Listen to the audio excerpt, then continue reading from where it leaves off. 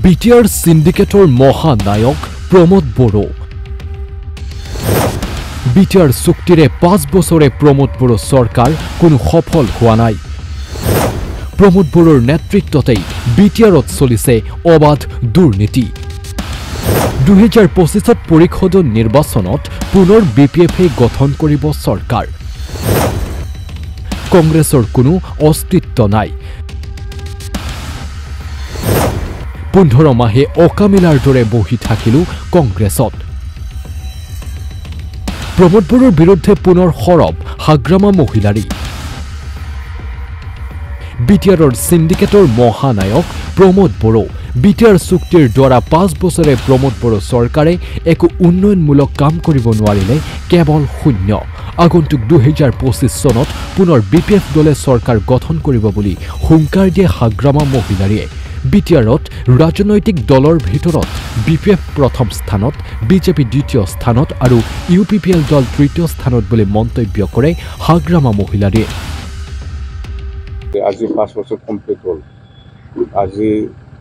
27 জানুৱাৰী। তো যেন হওক প্ৰমোদ বড়োই যেনেকুৱা কথা দিছে সেইটোতো কৰিবই পৰা নাই আৰু সি কৰা মানুহ নহয়। কৰিব ইচ্ছা থাকিলে বহুত কাম কৰিব পাৰিলে হয়। সি ইচ্ছাই নাই। সি বিটিচিটো বিক্ৰী কৰি পেলাই খাই আছে। কথা সেইটোৱে। আজি স্যাৰ বৈঠকত কি আলোচনা হ'ল আপোনালোকৰ? আমাৰ আজিৰ বৈঠকত এনে যোৱা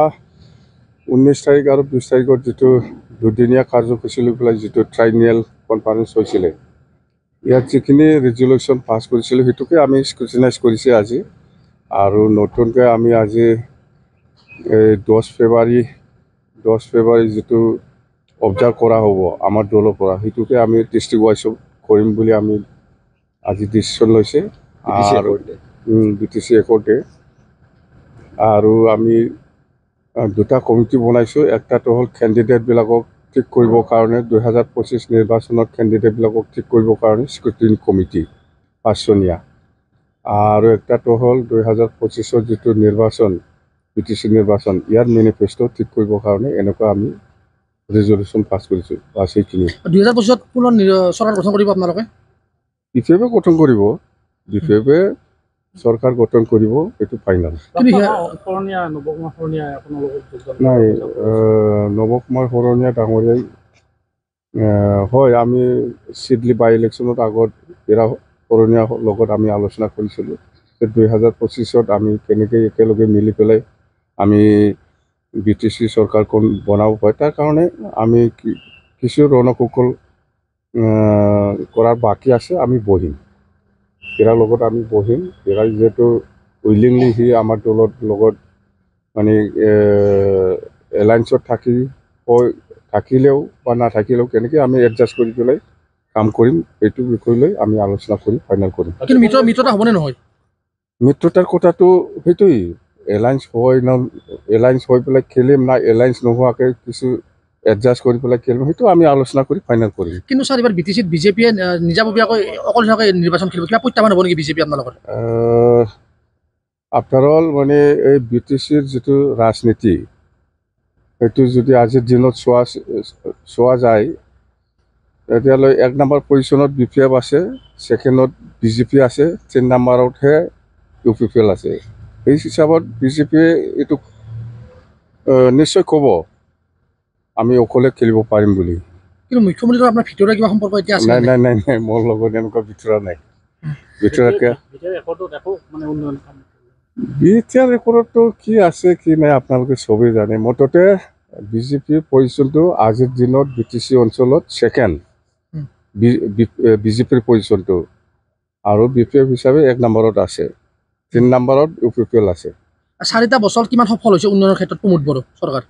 4টা বছৰ নহয়, 5 বছৰ হ'বলৈ গৈ আছে। এই এপ্ৰিল মাহত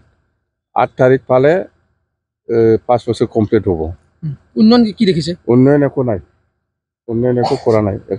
জিৰ'। দলৰ পৰা মানুহ অহাৰ সম্ভাৱনা আছে? ইউপিপিএলৰ পৰা মেলা MLA, মেলা EM MCLA আহিবৰ কাৰণে যোজা চলাই আছে, মানে লিংক কৰি আছে আৰু কি কৰিব, আহিব। কিন্তু আপুনি সিন্ডিকেটৰ কথা কৈছিল, ইউপিপিএল চৰকাৰ সিন্ডিকেট কৈছিল, এতিয়া সিন্ডিকেটটো আছেনে নাই? মেলা সিন্ডিকেট আছে। কিমান সিন্ডিকেট লাগে আপোনাক? প্ৰমোদে চব ইয়াত বস্তু সিন্ডিকেটত বস্তু দেই হ'ব বাক্সাৰ বৰমাত অনুষ্ঠিত বিপিএফৰ বৈঠক সমাপ্ত বৈঠকৰ পৰা ওলাই দুই বিপিএফৰ দলবাগৰা নেতাৰ মন্তব্য পুনৰ বিপিএফ তথা নিজৰ ঘৰলৈ উভতি অহা বিপিএফৰ শীৰ্ষ নেতা প্ৰবীণ বড়ো আৰু ইমানুৱেল মুছাহাৰীৰ মন্তব্য পুনৰ বিপিএফলৈ উভতিল প্ৰবীণ বড়ো কংগ্ৰেছৰ কোনো অস্তিত্ব নাই বুলি মন্তব্য আমি কাম কৰা মানুহ 15 মাহে অকামিলাৰ দৰে বহি থাকিলো কংগ্ৰেছত বিপিএফে বিচৰা বাবে ঘৰৰ লৰা ঘৰলৈ উভতা বুলি মন্তব্য 13 বছৰে বিপিএফৰ সাধাৰণ সম্পাদকৰ দায়িত্ব পালন কৰা প্ৰবীণ বড়োৰ 2026ত নহয় 31তো চৰকাৰ গঠন কৰিব নোৱাৰে কংগ্ৰেছে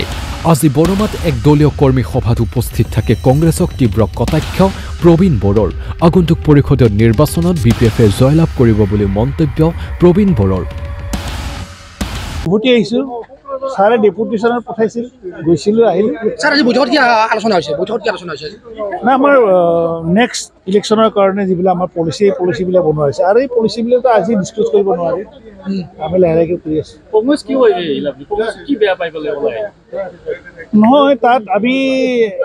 আগৰ পৰা বহুত সংগঠন কৰি অহা দল কৰা গতিকে মৰ্যাদা আমি বিচাৰোঁ উচিত যদি মৰ্যাদা যদি কাম কৰাৰ স্ক'পটো নাথাকে তেতিয়াহ'লে তেনেকুৱা দলত মানে থাকিতো লাভ নাই কাম কৰিবলৈ স্ক'প পাব লাগিব মৰ্যাদা পাব লাগিব কাৰণ আমাৰ এক্টিভিটিৰ ওপৰতে আমি জীয়াই আছোঁ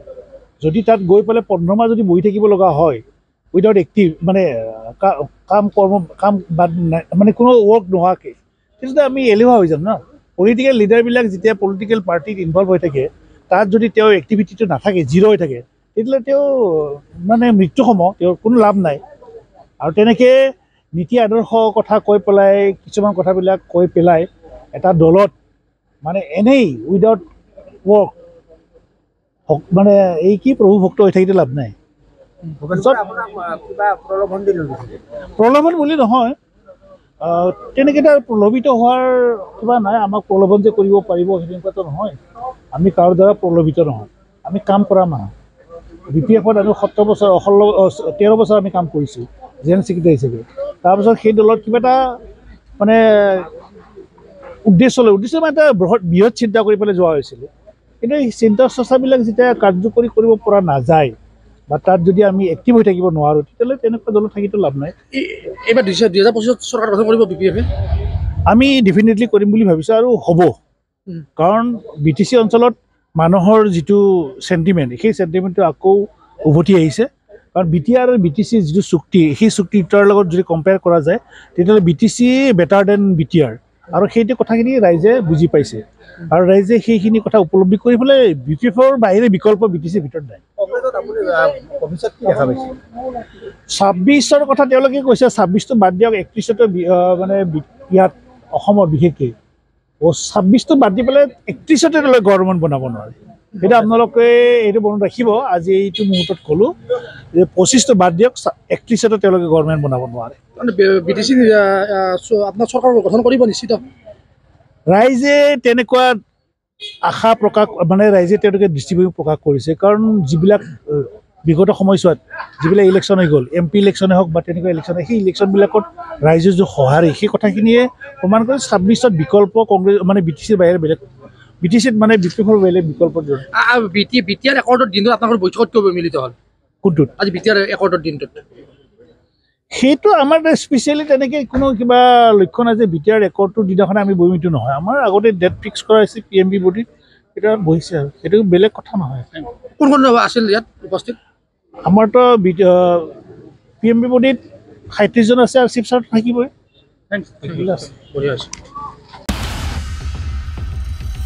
ইফালে এই সভাতে উপস্থিত থাকি বিপিএফ নেতা ইমানুৱেল মুছাহাৰীও UPPLৰ চৰকাৰখনক তীক্ষ্ণ কটাক্ষ কৰে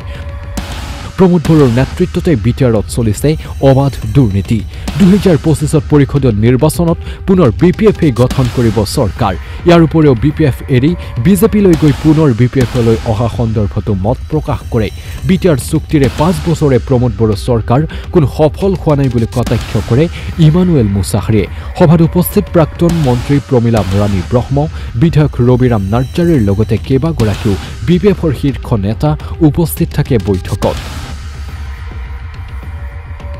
আমাৰ যোৱাবাৰ যিটো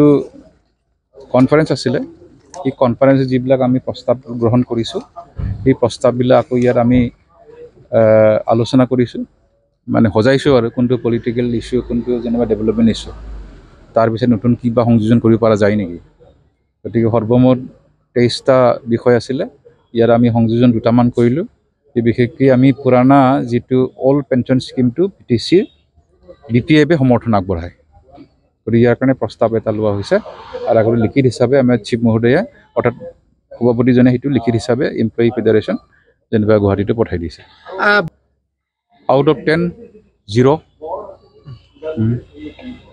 কমে চাওক আপোনালোকে এতিয়া ডিপাৰ্টমেণ্টটো হ'ল আকৌ গুচি গ'ল তাৰপিছত ফাণ্ড স্পেণ্ড কৰিব পৰা নাই ৰেভিনিউ জেনেৰেশ্যন 0 নিজাভাৱে 1 পইচাও জেনেৰেট কৰিব পৰা নাই যে ইয়াত কি কৈছিলে এখেতসকলে নহয় জানো এখেতসকলে মেনিফেষ্টো দেখা পাইছে নাই আপোনালোকে যি আছিলে দুৰ্নীতি নিবাৰণ কৰিম বুলি কৈছিলে নহয় জানো দুৰ্নীতিটো এটা পাৰ্চেণ্টেজৰ কথাটো নকওঁৱেই মই নাভুত নাচৰুত আৰু ছেকেণ্ড থিংটো হ'ল যেনিবা প্ৰতি সপ্তাহত জনতা দৰবাৰ না কিবা এটা আছিল জনতা দৰবাৰ দিছে না নাই ৰাইজেতো বিচাৰি নাপায় ক'ত থাকে ক'ত নাথাকে থাকিল আকৌ মানে একেসকলে যিবিলাক স্কিম দেখুৱাইছে মেনিফেষ্টত এইটো ষ্টেটে লোৱা চেণ্ট্ৰেলৰ যিটো কানেক্টিভিটিৰ ৰাস্তা বনোৱা যেনিবা আকৌ বদলাইন আৱাস যোজনা বনাম বুলি কৈছে এইবিলাকতো প্ৰধানমন্ত্ৰী আৱাস যোজনাৰ লগত খাপ খুৱাইছে একেসকলে নিজাভাৱে দেখাইছে কিন্তু প্ৰকৃততে নিজাভাৱে একো ফাণ্ড স্পেণ্ড কৰা নাই এইটো প্ৰধানমন্ত্ৰী আৱাস যোজনা গতিকে পাব্লিকক মিছলিড কৰিছে ঠিক তেনেকৈ যিমানবিলাক BTR ৰেকৰ্ড আছিল আপোনালোকে জানি পেলাই আচৰিত হ'ব BTC একৰ্ডত আমি বডোলেণ্ড টেৰিটৰিয়েল কাউন্সিল পালোঁ এই কাউন্সিলৰ যিটো সংবিধান সংশোধন হ'লে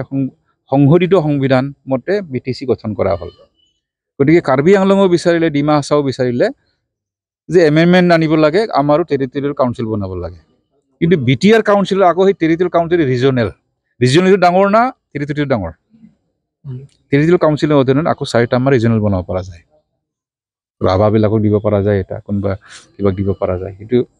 টেৰিটৰিয়েল কাউন্সিলৰ কথা গতিকে চাওক আজি যে কি ক'ম আৰু কিবা ভৱিষ্যত পৰিকল্পনা কিবা আছে পৰিকল্পনা মানে ৰাজনীতিক হিচাপে যোগাযোগ মানে গণতন্ত্ৰ বৰ্তি থাকিব লাগিলে শক্তিশালী মানে অপজিশ্যন থাকিব লাগে সেই অপজিশ্যনৰ দায়িত্ব আমি পালন কৰি আছো এতিয়া আৰু সেই দায়িত্বটো আমি পালন কৰি আছো এলায়েন্সৰ কথা কিবা ভাবিছে ভাবা নাই 25ত চৰকাৰ হ'ব BPF নিশ্চিত যিবিলাক পলিটিকেল পাৰ্টি আছে একেসকলৰ মূল উদ্দেশ্য থাকে চৰকাৰ গঠন কৰা নহয় জানো চৰকাৰ গঠন নকৰে এনে ইলেকশ্যন খেলিছিলোঁ নহ'ব ন কৰিব পৰা নোৱাৰাটো বেলেগ কথা